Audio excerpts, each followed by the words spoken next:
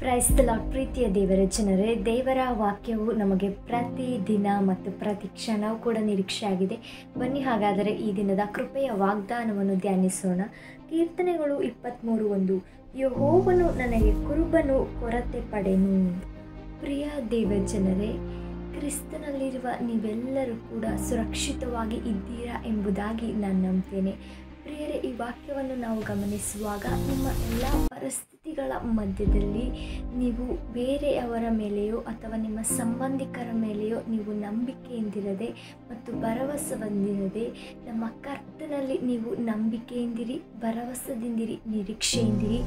ಆತನೇ ನಿಮ್ಮ ಎಲ್ಲ ಅಗತ್ಯತೆಗಳನ್ನು ಪೂರೈಸಿ ನಿಮ್ಮ ಎಲ್ಲ ಕಷ್ಟದ ಪರಿಸ್ಥಿತಿಯಿಂದ ನಿಮ್ಮನ್ನು ಬಿಡಿಸಿ ತನ್ನ ಕೃಪೆಯಿಂದ ನೆಲೆಸುತ್ತಾರೆ ಮತ್ತು ನಿಮ್ಮನ್ನು ಪೋಷಿಸುತ್ತಾರೆ, ಸಂತೈಸುತ್ತಾರೆ. ಬೇರೆ ಆತನೇ ನಿಮ್ಮ ಎಲ್ಲ ಪರಿಸ್ಥಿತಿಗಳನ್ನು ಕೂಡ ಬಲ್ಲಾತನಾಗಿದ್ದಾರೆ. God bless you. ಆಮೇನ್.